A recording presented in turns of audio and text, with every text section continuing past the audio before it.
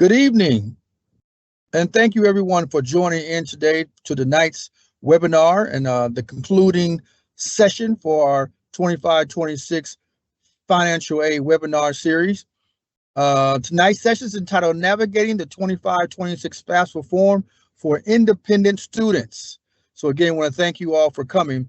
And I want to let you know as well, for those who may not be able to attend, or if you have colleagues who couldn't join in tonight's session, feel free to go to our YouTube channel, FSA.org, FSA Outreach, and you can join in and see the actual webinar there. The recording will be there within 24 hours. You could even request a PowerPoint presentation if you need it. So again, tune into our YouTube channel at FSA Outreach, and you can get that information there within 24 hours. So again, thank you tonight for joining in.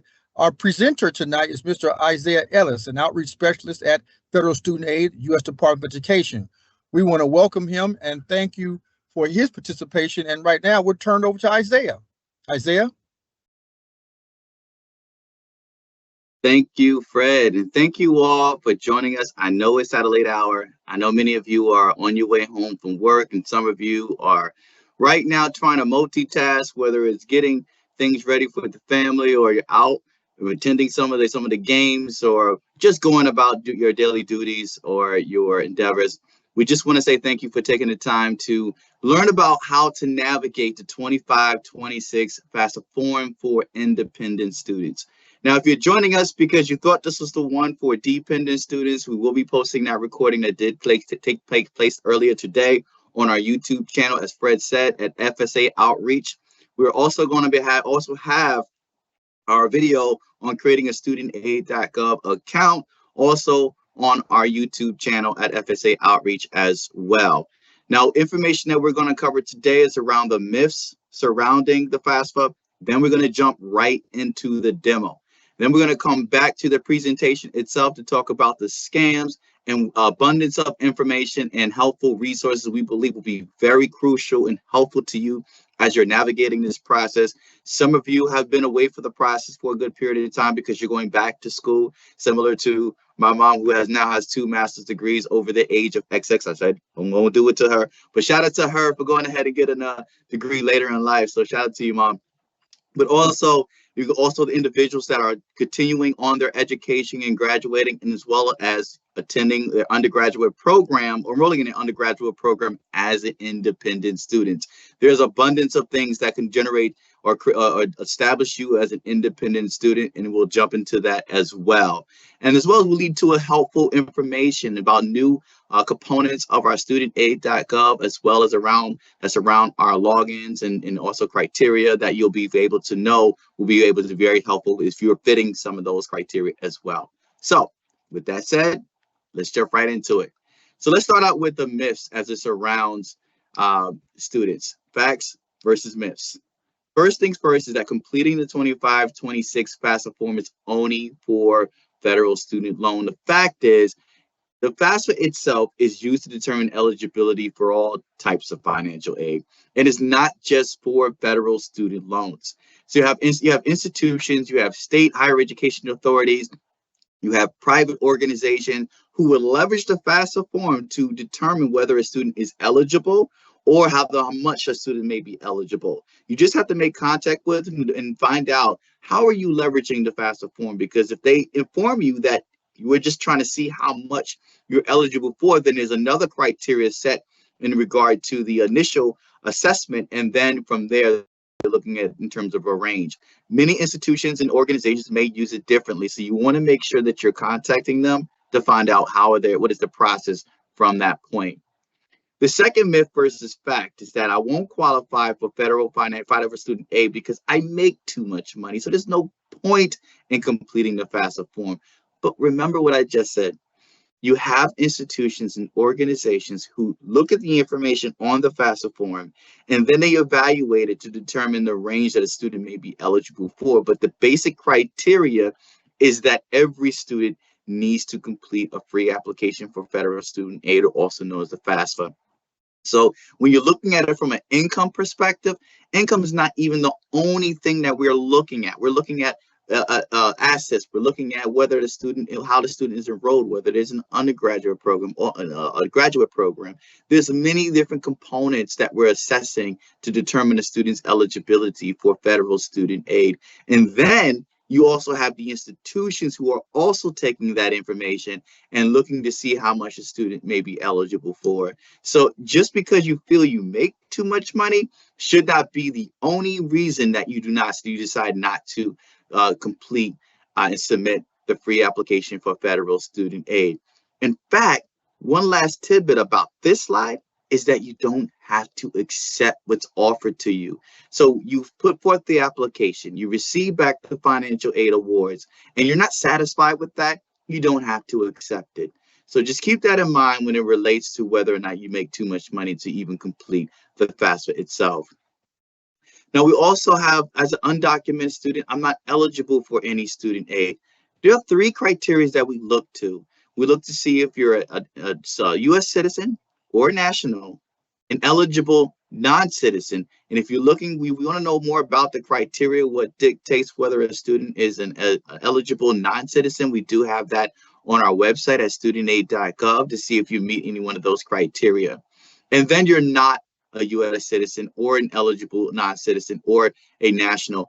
Now, keep thinking that myth. It says for any student aid. Yes, I just explained to you what would make you eligible initially for federal student aid, and that therefore, if a student is undocumented and is not a U.S. citizen, national, or an eligible non-citizen, then it would not be eligible for federal student aid. However, you still have a state that may have a separate process. For an example, they may have an application that undocumented students complete in lieu of the FAFSA form. Now, when it comes down to that, there are several things that you can start to think about. Number one, if a parent or a student, if you're joining us as a college or a career professional, you're working with students and parents who are undocumented, or you're undocumented yourself, and you join us just to learn more information about that. When you're going through the process of completing a FAFSA, understand that information that's presented and provided on the FAFSA form is only shared with the IRS and the Department of Education and as well as the Social Security Administration. This is not information that is then shared out with other partners or other partnering agencies at just random. Okay, so you can be at ease knowing that the information that you are presented is also going to be held with those particular agencies who have a right for that information as it pertains to the free application for federal student aid. So let's all take a breath and relax knowing that. Okay, that's the first thing.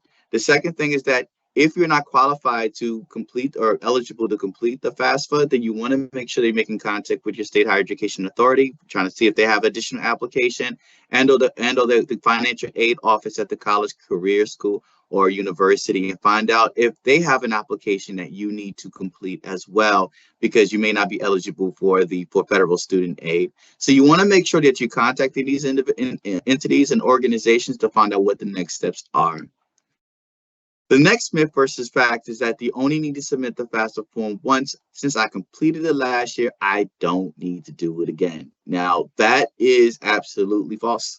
Now, each year, you're responsible for completing the FAFSA form, because the FAFSA form and the awards that come with it is only eligible for 1 year. So let's say, for example, if you are completing the 25-26 FAFSA form, then you're asking to be eligible to seek eligibility for aid to be dispersed on your behalf for between July 1st of 2025 and June 30th of 2026. That's the time frame of the FAFSA form each year, typically July 1st of that year, and concludes the June 30th of the following year. So if you're looking to secure aid for subsequent years, which basically means not just the 25-26, but the 26-27 and beyond, then you're going to do the 25-26 for this year. And then when it comes down to October 1st of next year, then you want to make sure you're completing the 26-27 FAFSA form itself.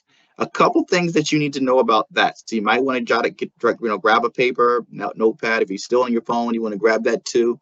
A couple things that you need to know is that when we're looking for the 25-26 FAFSA form, we're looking at 2023 federal tax information. With any easy way to look at that is to look at the first year in that range of 25-26. So you're going to hear me say those words a lot: 25-26, 25-26, right? You take that first year, 2025, and then you minus 2 from that. That basically makes it 2023. That's the tax year we're looking for. And the reason why we say that is because currently you might want to go back to school next semester. You might be enrolling in your graduate program next semester. So you have to know which FAFSA year do I complete? Well, you're going to complete the 2024-25 FAFSA year, and then you're going to minus 2 at the top of the first year, and then we're going to be looking for 2022 federal tax information.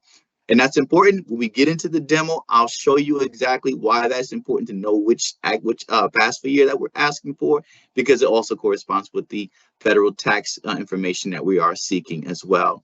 So when it comes to completing one, you have to do it for every year that you plan to expect to receive financial aid. If I'm graduating this year in let's say in 25, 26, and I do not plan to go further my education at that point, then you can just complete the 25, 26, and then you'll be done.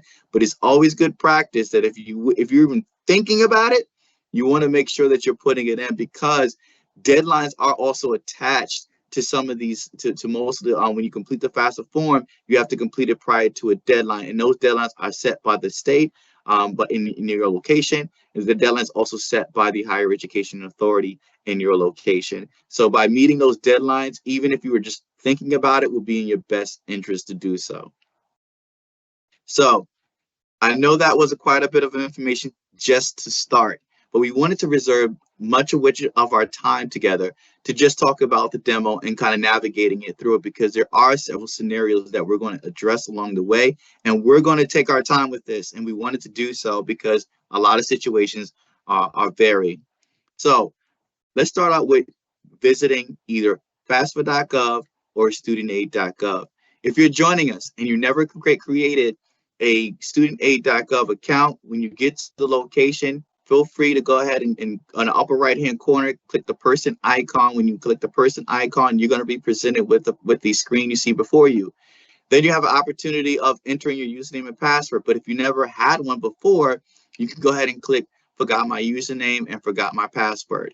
Here's the first change that we wanted to announce, is that there's an automated account recovery process that's different from previous times. Because before, when you're trying to recover your process, there was recover your account, there was a manual process that would take between 1 to 3 days. Now, the automated recovery process takes only 15 minutes, allowing for you to recover your account and be able to log back in, reset your password, and go ahead and start filling out the FAFSA form itself. If you are joining us because you're married and have a spouse, now that spouse is also going to be required to have a studentaid.gov account, and it's going to be the best interest for you guys to go ahead and create a studentaid.gov account at least 3 days prior to completing a free application for federal student aid form. Now, when you're looking on your screen right now, we already pre-populated this. We're going to be using our prototype website, and this is for only demonstration purposes only, so there's basically limited functionality. And it's important that you know that, because some of the elements I'm going to talk through it, I won't be able to click through it just because of the limited functionality. So in this case, we have Alicia Tran, who's going to be serving as our student today, who we're going to treat as independent.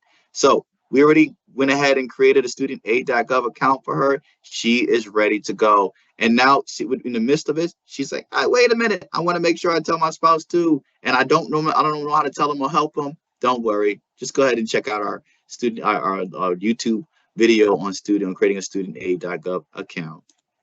So we go ahead and click in. Now, remember when I said about the 2526 and the appropriate federal tax information that we're looking for? This is what we mean. So when you come in, you log in, you're going to get presented with a screen that's going to say you can either start the form for 2526 or start it for 2425. It's because July 1st of 2024 began this now FAFSA year that people are currently utilizing the funds from. Now, students that are considered enrolled right now, and the money is either on its way or is on limbo and processing, or they're just about to apply for the next semester, they're applying those funds between July 1st, 2024 and June 30th of 2025. They want those funds dispersed on their behalf because of the expenses regarding the tuition, the fees, the room, the board, the books and supplies, the miscellaneous, because all of the things that make up the cost of attendance are being expended now. So they need it for now. So therefore, they're completing the 24-25. So if you're joining us as someone that's looking to complete the FAFSA form as an independent student, and you need the funds either for this semester currently or for the ones that's coming up, then you want to make sure that you're completing the 24-25 FAFSA form, and you are going to be looking for 2022 federal tax information. I'm going to pause there for let that digest for a moment, right? Okay. Now, if you are looking to enroll in school between July 1st of 2025 and June 30th of 2026, then you're going to complete the 2025-26 FAFSA form. And we will be looking for the 2023 federal tax information. So it's important to understand, because you don't want to complete the wrong one and get upset because you have no offers at that point. And you might also risk completing that appropriate FAFSA form past a certain deadline. That's why it's always important to understand the deadline. Speaking of deadlines, you can also scroll down a little bit to find your state deadline. Now, each of you that are joining us from around the nation, states may have varying deadlines. It could be a standard deadline, and then they can have another for some of their subsequent financial aid programs. So they may not just have one deadline for everything. It could be a deadline for certain programs. So doing that research and utilizing the school year that you wish to enroll in the state of residence and being able to kind of understand that will be in your best interest in terms of your preparation. So this information that's designed to help you in your preparation process. We have additional information as well as it pertains to who should complete the FAFSA form, how long would it take, and so forth, and what you need to know. This is very helpful information as you're trying to navigate this process and understand what is this all about. Because again, some of us have been removed for such a long period of time. Things have changed. Some of us remember back in 1992 when the FAFSA first came out. If you're my age and you remember back then, you remember Game Boy and all the kind of good stuff that kind of went away now. Or if I had a quarter, I can call somebody, or 1-800. I know if you can finish that sentence, you know. So times have changed, right? So things are making a lot more easier now, and things can be shared a lot more easier now. So it's just keep in mind that this information is to kind of bring you back up to speed. And if you're some of our veteran individuals that join us because you've already been down this process a time or two or many, then you can also share this information with some of the individuals that are coming in and trying to learn it for the first time as well. So you're one of our FAFSA champions. So shout out to you for joining us during this time, just to kind of see how things are going to navigate during this process. So we're going to go ahead and get started with a new form. Now, we have two ways to get started: as a student and or a parent. In this case, this is going to be an independent student, and we're going to start it as a student, because if they're treated as an independent student, then they don't need the information from the parent. Now, when they're going through and they're trying to figure out, am I a dependent student? Am I an independent student? Don't worry. We have a series of questions that would flesh that out, so they don't have to worry about knowing that up front, and you yourself as well. So when you get to the next screen, you're going to be presented with 4 different onboarding sections, right? So all of it's going to be videos you can share. It's just more information for you to know about that particular topic. For example, if you haven't been with this process such a good period of time, you don't remember what the FAFSA form is for, or you're just joining us because you're just trying to figure it out, you're going through it for the first time, welcome. We're glad to have you first and foremost. The video that you see on your screen right now is to help flesh out details about what's a FAFSA form. It's a short video, under 3 minutes, so you'll be able to get an idea about what it is and how it's used and what can come from it as well. Then we jump into contributors. What's identified as a contributor? Basically, everybody is considered a contributor that's required to provide information on the FAFSA form. Now, because everybody is considered a contributor who's asked to provide information on the FAFSA form, they're also asked to provide consent and approval. Providing consent and approval allows for us to take the information that has been processed with the IRS and then populate it onto the FAFSA form, saving you a long period of time. We have come a long way from Scantrons. Yes, I said Scantrons. That was a long time ago. Now, I just look young. But however, by doing so, by providing that consent and approval, it allows for this information to be populated onto the FAFSA form, and then it'll save you abundance of time. But guess what? Even though you can start the FAFSA form and you get to that point of the finances, you want to check some information, you can always save and come back. And finally, we have information on what to expect after completing the form. Now, after you complete the form, in which we'll do today, and if you're walking through us, great job. We're glad to have you. Keep in mind this more important note. Once you complete the FAFSA form, please give a few business days just to allow for the school to be able to receive the information and then make a determination whether or not they have it or not. It's going to take some time, especially now that they are going into the process of releasing and observing and taking all that information and then compiling an offer letter for each of the students that are eligible to receive one. So just keep that in mind. Just give them a couple of days and sometimes a couple of weeks just to kind of process that information. It's just not instantaneous. What you want to do is after you complete the FAFSA form, you still want to look for additional aid, because it's not just going to be where the federal aid is able to pay for everything. You may need to secure outside funding, and outside funding basically means from whether it's the state, whether it's from the private organizations and so forth. You may have to secure additional funding. So keep those things to make yourselves aware of as you're navigating this process and knowing what to expect after you have submitted the FAFSA form. So we're past our onboarding questions, and we're going to go ahead and get started with the FAFSA form itself. Now, the first screen that students are presented with, such as yourself, is the confirmation and just a review of the information you have already put onto the studentaid.gov. Remember, you already created your account at this point. It takes the information from there and it populates onto your FAFSA form. The information that you can change is your mailing address, because you may have moved, or you may be looking at, well, technically I live in two places. Well, in the case that you live in two places, then you want to go with the permanent mailing address as where it for yourself. So if you're living in, let's say, Texas as well as in Louisiana or Tennessee, then you want to make sure wherever your permanent address is, that's where you're putting down for your permanent address. It's not where the school is located. It's not where you think that you're going to be going to school or possibly working. It's where your permanent mailing address is located, and that's where you're going to put onto the FAFSA form. So as you navigate this to the next section, which is based upon your state of residence, we're looking for where's your state of residence, and then when did you become a resident?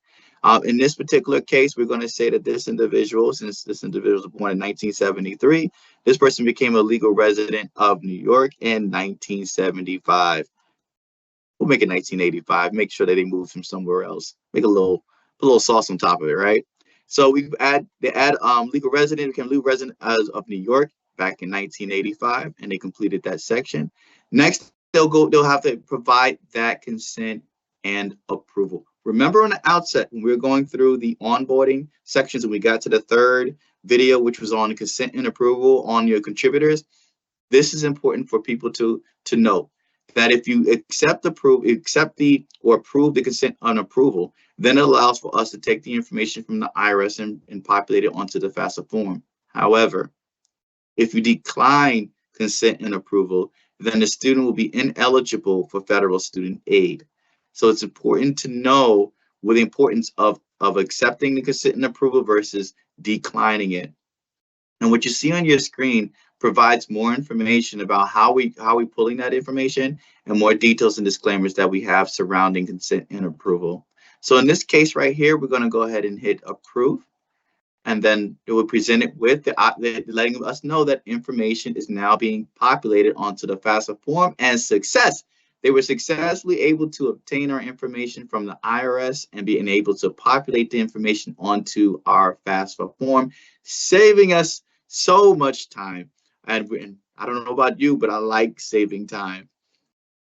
Now, as we move on to the next section, the student's going to be asked about their personal circumstance. This is literally around their living arrangements, and it's further information determining whether or not student should be identified as a dependent student or an independent student. The first question that we're going to ask is about their marital status. Now, for the purpose of this independent session, we're going to be serving the student as a married so that we can show you how they're going to invite their spouse. However, I'm going to cover and walk through the various scenarios, particularly as it pertains to the unaccompanied homeless youth, as well as students that are in foster care and other scenarios that will make a student an independent student. And so just for the nature of the process for this webinar, we're going to serve a student as married. But certainly they could be single, They can be remarried, separated, divorced, or widowed.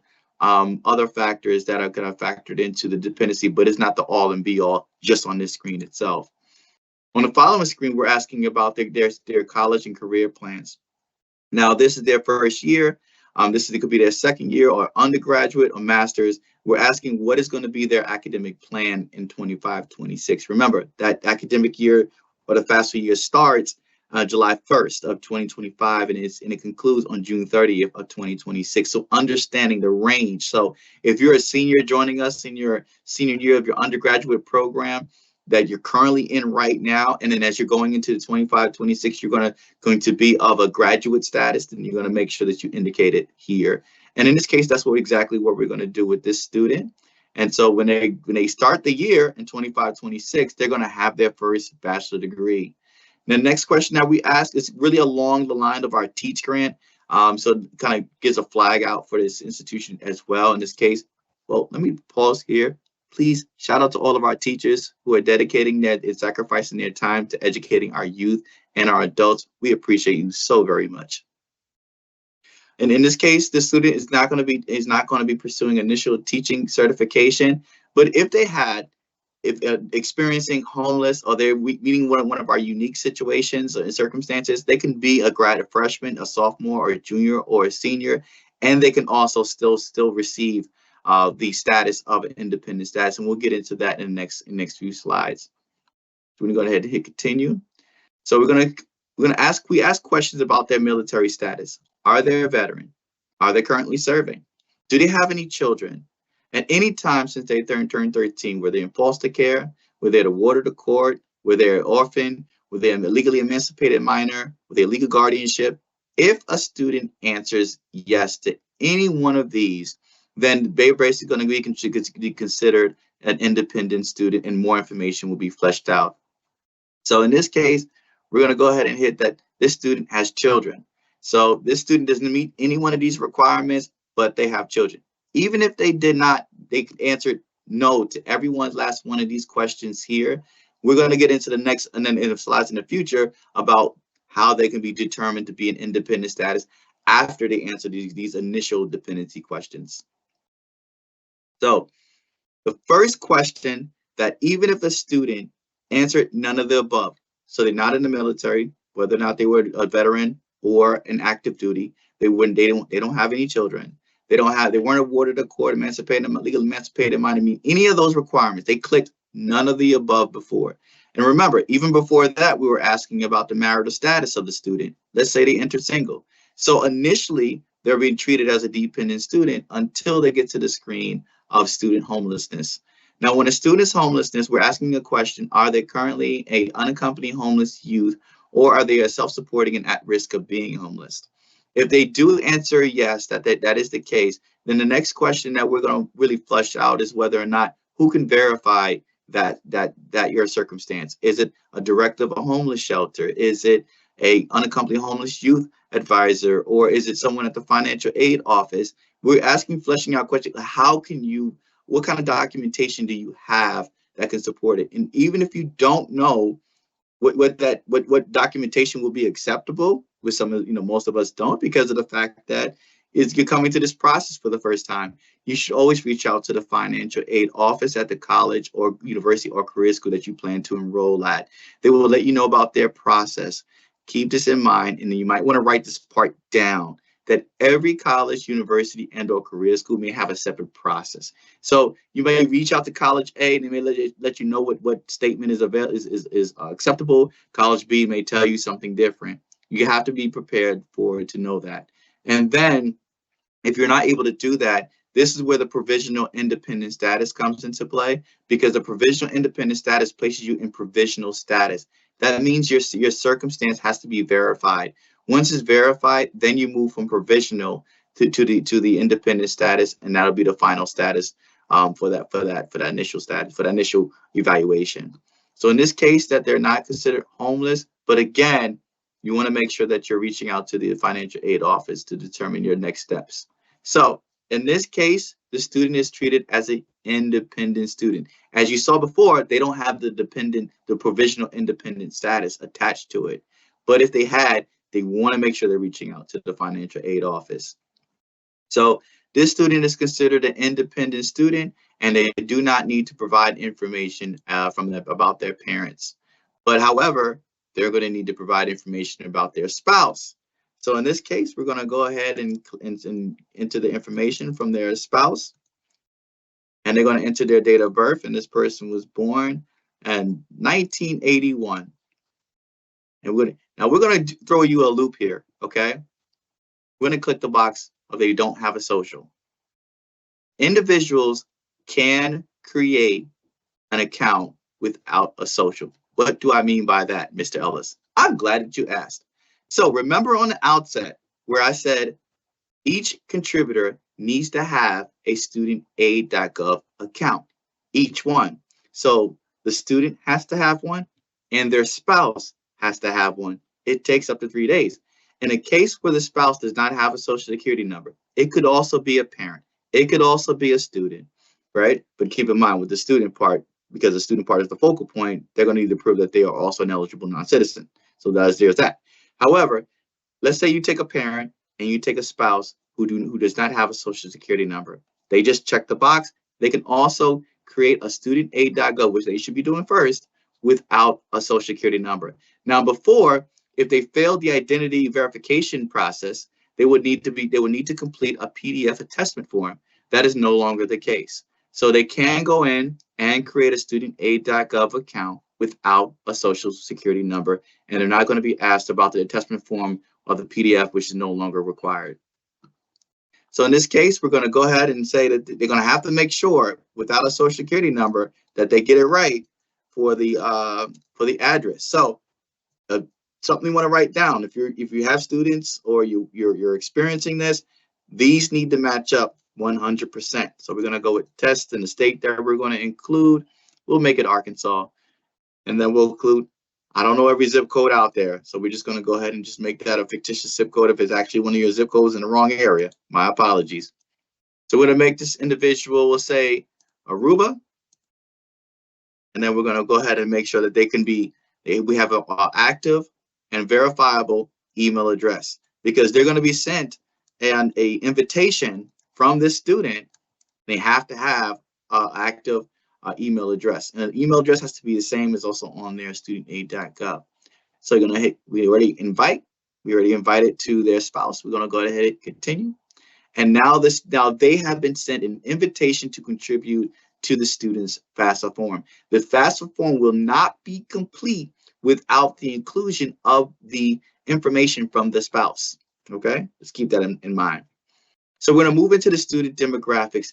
These questions are completely optional, and a student, if they do not answer, they prefer not to answer, is not going to impact their federal student aid eligibility. So in this case, we're going to say that this is a male student, and again, that's completely optional. And we're also going to indicate that they prefer not to answer. Even if they answer one way or another, this is not going to impact their eligibility for federal student aid. So we're going to go ahead and hit continue. And now next is, it will impact their eligibility for federal student aid, and that's the citizenship status. As you heard me when I said before, you have to be a U.S. citizen or national, as well as an eligible non-citizen. But what's not eligible is basically you're neither a U.S. citizen or eligible non-citizen. At that point, you should contact your state higher education authority, find out if there's an application that's available for you for their state aid, or the institution, whether or not there's additional process that they would have to undertake. In this case, we're going to make the student themselves a U.S. citizen. Now, we're going to take a pause right there, because you saw what just happened. We focused on the student. Although the student's spouse did not have a social security number, we didn't take that into account when determining if the student is eligible. That's part of the process. But just because that individual does not have a social security number is not going to prohibit a student from receiving federal financial aid, because a student is the focal point. And the same thing goes if that spouse was a parent. Next, we're going to have education about their parent status. And in this case, they'll just click don't know if we really don't know. And they hit continue. It's not going to impact their eligibility. And then we're going to be asked a question about whether or not their parents were killed in the line of duty, whether they were on serving as active duty as a member of the U.S. Armed Forces on or after the events of 9/11, or they were performing official duties as a public safety officer. So keep that in mind. If they do fit one of those buckets, then you want to make sure they hit yes. In this case, for this particular student, we're going to hit no. If you really want to know about that, about whether or not, you might want to contact the appropriate departments regarding your parents to figure out if they fall within one of those buckets and what was constituted as active duty when they were involved in those events, things like that. We can't answer that for you. That's a different department, but you want to see, if you need to seek that information out prior to answering that question, feel free to do so.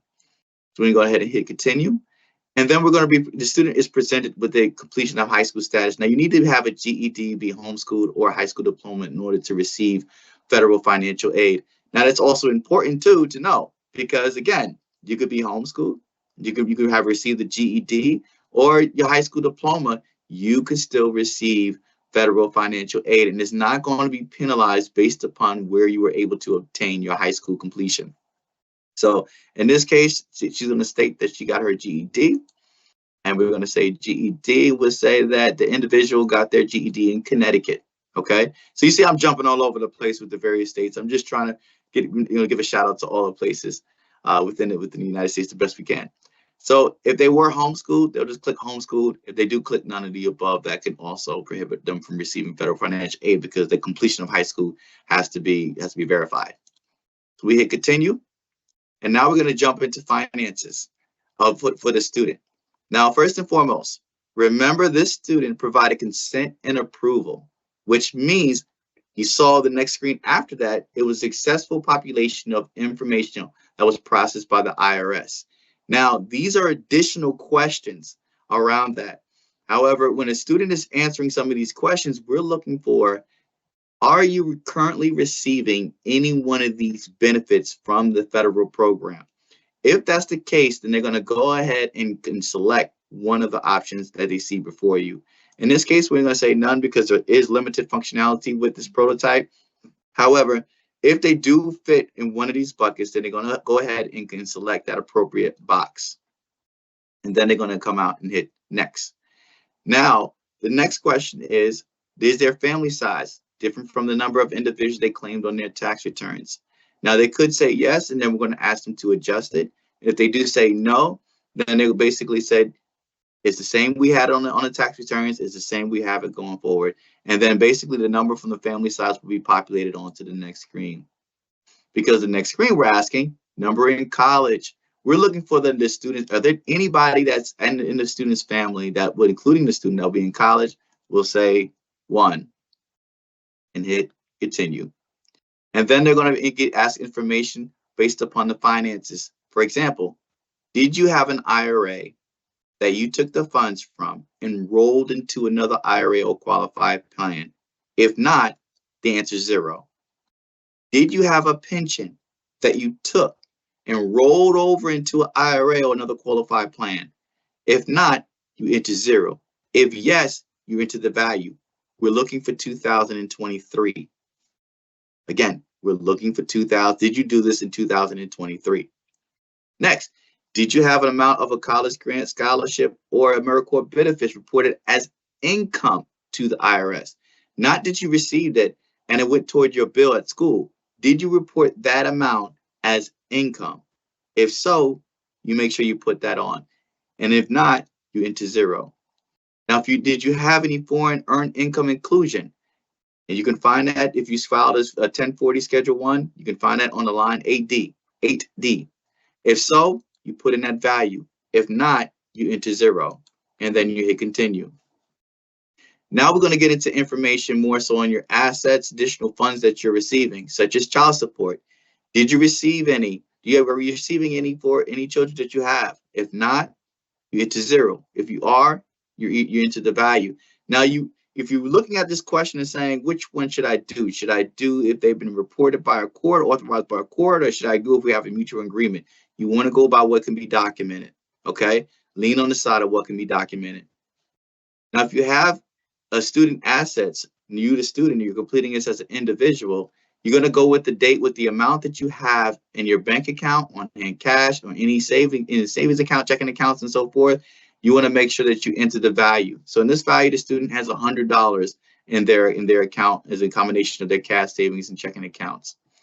Now, when we get to the net worth of investments, including real estate, if you have a rental property, things like that, you take the evaluation of that rental property, which would be the appraised value, if you sort of know what that amount is, minus the debt that you may owe, which could be a mortgage, and then you come out with your net worth of your investment, which basically is, okay, you have a house that's worth, let's say, $100,000. You receive $10,000 in rent per month. That's $110,000 value of the home. Okay, and then you minus your mortgages. Let's say it's $50,000, leaving a difference of 60. So you'll put the $60,000 here.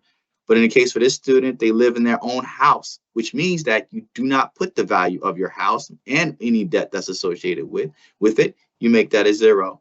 Now with the businesses as well, same principle is come down to evaluating what's the net worth. Any number that ends up in the minus, you just put zero. So if you're under in your rental properties, or you're under in the businesses that are for profit, then you want to make sure you're entering that zero as well. So now it's time to get into the schools that the student wishes to select. They can select up to 2 per processing time. What that means is, they can select up to 20, not 2, for each processing cycle. So what that means is, as we're going through this right now, and we're going to go to the next screen to kind of give you a sense of what it looks like, you can select the schools to receive your information that you are placing on this FAFSA form. The schools. So in this particular case, again, we're just randomly choosing just so you can see. You're going to select the state, the city, and the school or the school name. Now, if you just want to know, I'm just looking to stay in state, you just select the state that you wish to stay in state at. And then you can go jump right down, hit search, and it will show you all the schools in that particular state. If you enter the city, it will show you all the schools that are located in that city and state. And as well as you want to get very specific, then you enter the school name as well. But keep in mind that if you just enter the state and the school name and not the city, they may have varying locations. So just keep that in mind too. So I did say that you can add up to 20 for this purpose of this demo. We're just going to add up to 10. Now, adding up to 10 will allow you to be able to have this information sent to those 10 schools. If you're adding up to 20, which is the max amount, you would have to wait till the FAFSA has been processed, and then you can go back in, remove those schools, and add an additional 20. Keep in mind, just because you remove those schools is not going to remove the information that was sent to the schools. So they're going to get sent the information. You go update the information with additional 10 schools or renewal 10 new 10 schools, then they will send information. So now you have already sent 40 schools your information as it pertains to the FAFSA form. So keep that in mind, and knowing, if you have more than the 20 that you want to receive your information. So this screen is going to allow you to review the information and make sure that everything is correct. So you just do a quick double check, make sure everything is aligned. You say, okay, everything looks good. You scroll down to the bottom of the page and you can go ahead and hit continue. Now you're asked to sign your form. But before you do that, you want to make sure that you just do a double check, make sure all the information looks correct. Everything's aligned with what you will put in there. Everything looks great. And then we let you know you sent an invitation to the spouse. Now, next screen, you're going to sign, but this is not complete until information has been sent and inputted from your spouse. So you go ahead and hit continue.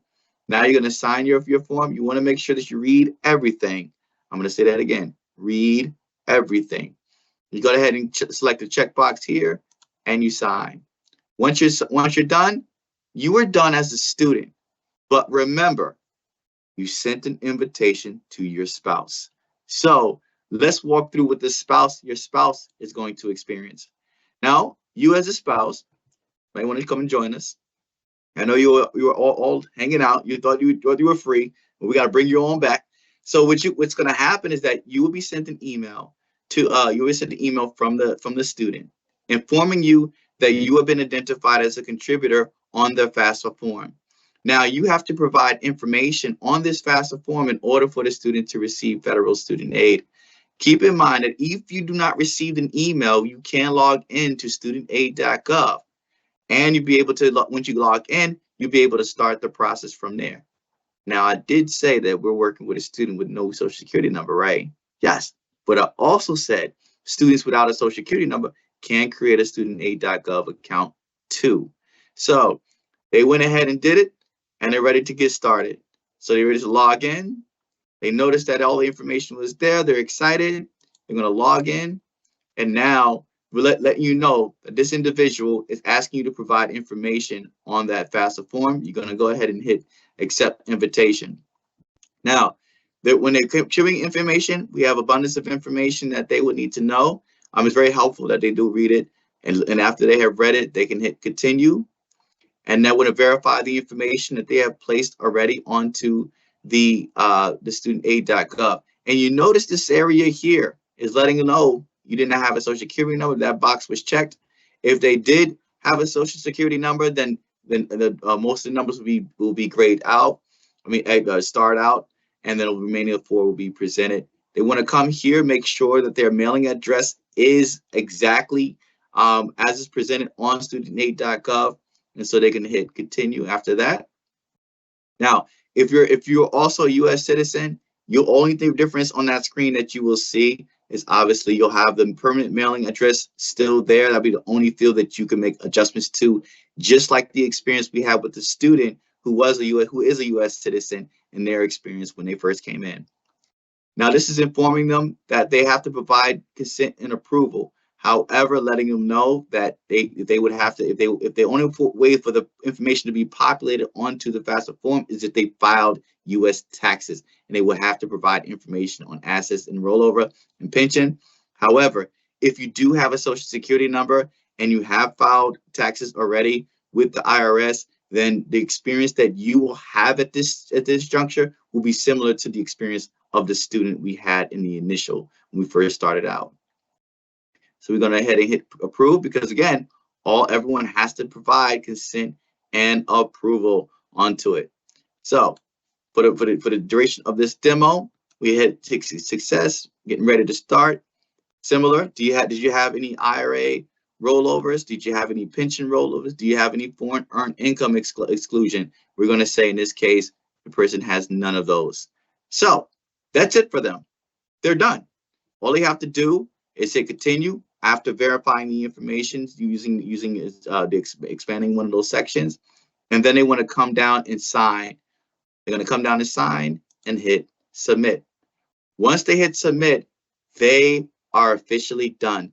And because they're done, and because the student is done, the student's file is now complete.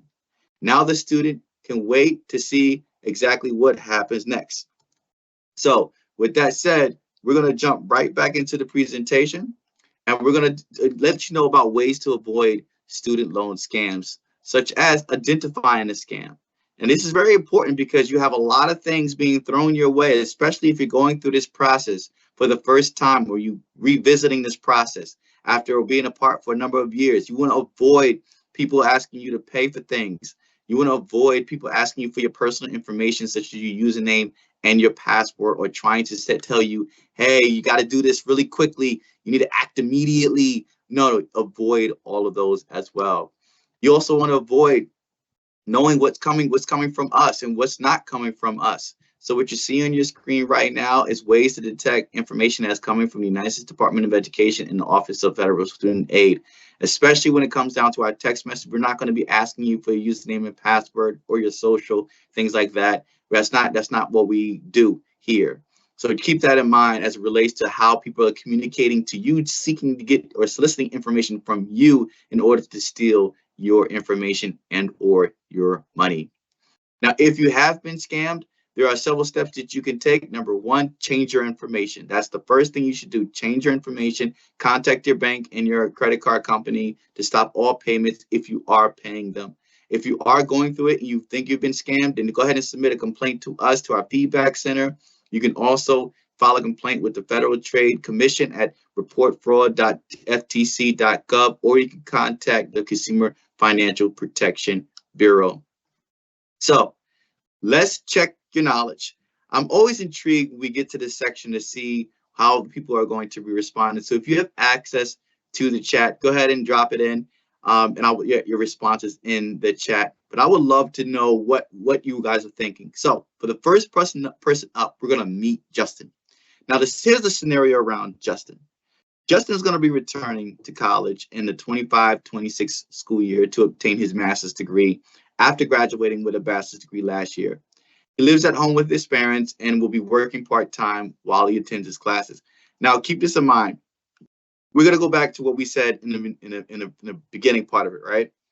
You have a student who's obtaining his bachelor's in 24-25. So remember those dates that I said, okay? When is the school year starting? So, is he considered an independent student on the FAFSA form?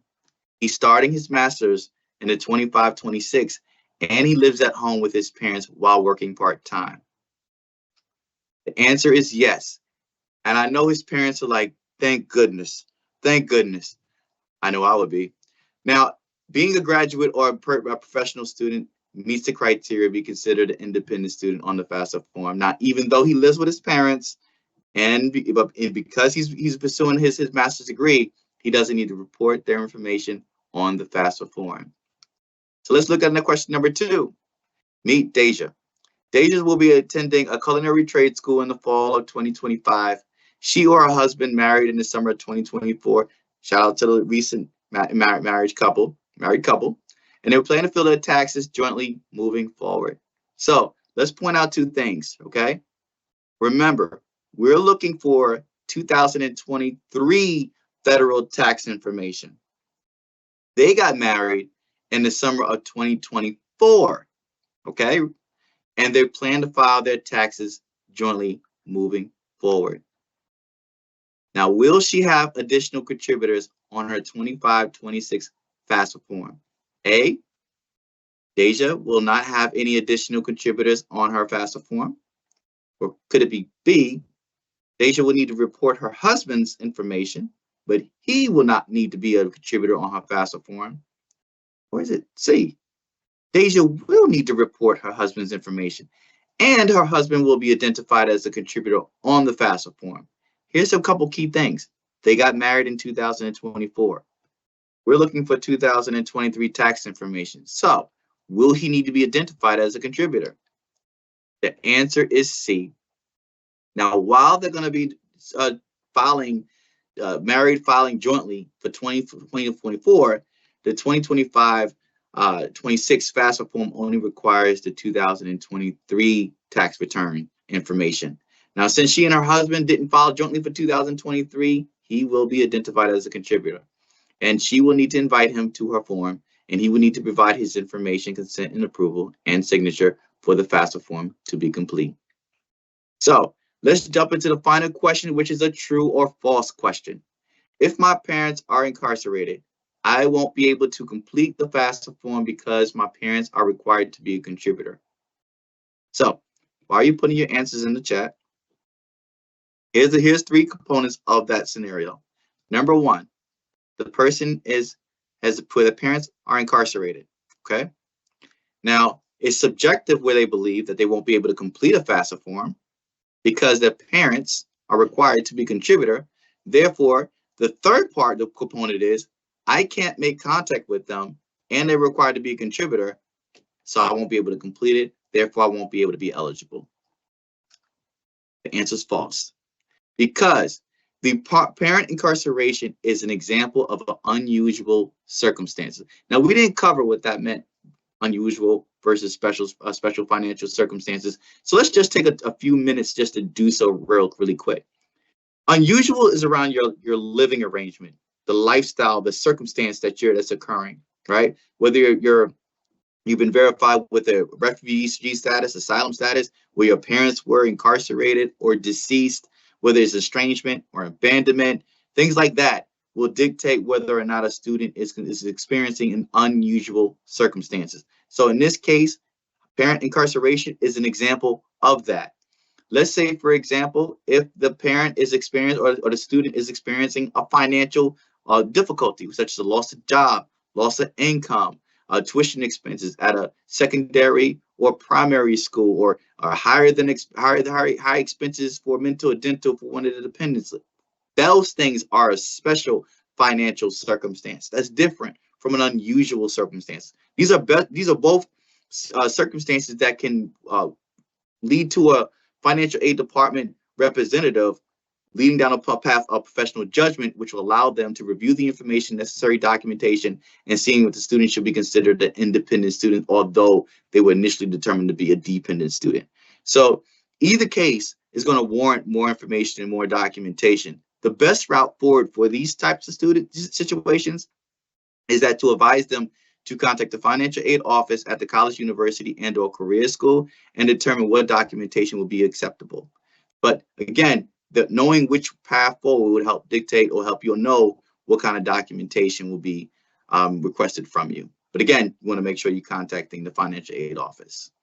So we do have additional resources just to round out our webinar. And please, want to take this moment to also thank my colleagues who have been in the chat, really working incredibly hard to make sure that they answer all of your questions. They're trying their best. We're receiving a lot of questions, and they're trying their best to get everyone's question answered to the best of their ability. We do have additional resources at studentaid.gov. We have tips and helps and ways to help you filling out, as well as information on deadline. We are on social media. We're on Instagram, Facebook, LinkedIn, X, YouTube, and we also have this webinar will be uploaded onto our YouTube channel at FSA Outreach. We'll make sure it's up there within 24 hours, as well as the links for you to be able to request the PDF forms of the presentations. So we're really excited about that. So be on the lookout for that. And if you haven't done so already, just go ahead and go on over to our YouTube channel, like and subscribe to our YouTube channel. It helps the algorithm, and it also helps us develop additional resources that are available to you. Now, a couple slides about the kind of resources that we do have. FAFSA.gov is where you want to go to complete the FAFSA, but you can also access it from studentaid.gov. If you haven't done so already, go ahead and create an account on studentaid.gov, or you can visit the link on your screen. We do have two resources that were very valuable as students are you making your decisions as to what college is the great fit for you. We have the college scorecard, which provides data on the college course, graduation rates, post-college earnings, and other information as well that we believe are useful to you.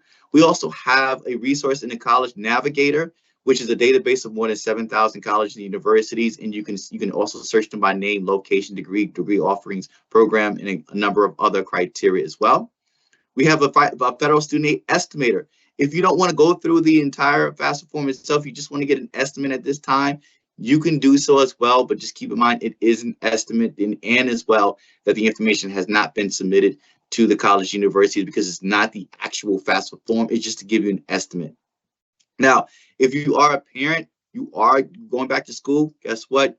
If you're confused about who the parents should be listed on the student's form, we do recommend you check out our video on navigating the 25-26 FAFSA form as a dependent student, as well as navigate who's the parent to figure out who's going to be identified as a contributor.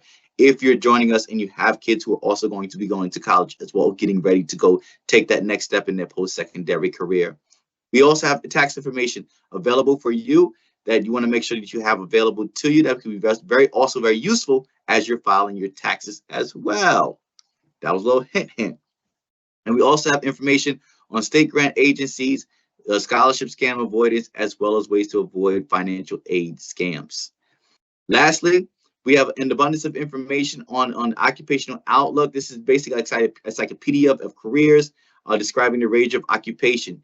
Yes, we did say encyclopedia, you know, one of those big books that came in volumes that we just love when we go to the library, and we just several different, anyway, you know, nostalgia. We also have a parents and students page, as well as helpful tax information for parents as well. Now, we would love your feedback. I know we covered a number of bit of resources and information over the last hour that you have sacrificed spending time with us, and we do appreciate it. We would love to have your feedback, so please get out your phones, open your camera, and please scan the QR code. You're going to be linked to the form for our post. event survey. We would love to hear your feedback. This goes a long way when we're trying to develop the products and resources and develop additional webinars, when we're trying to, looking at the next calendar year, seeing that what information is more important to each and every one of you, making sure that we meet the needs of each and every one of you, because that's why we are here. We are here to provide you access to the information that's going to help you make informed decisions. And this is why we love our job so very much. So please go ahead and drop us and give us some feedback. Good, bad, and we look at it all as constructive. If you can't access the QR code, go ahead and take a picture, and you can go ahead right to the link, and the link will take you to the form as well. With that said, we appreciate the time that each of you have taken. We will take all of the questions that were placed into the Q&A area section of the Microsoft Teams. We're going to make sure we take that back. We'll also put together frequently asked questions, and we're going to make sure that we are conforming the feedback accordingly and utilizing best we can. Thank you all, and we hope you all enjoy this and have a great night.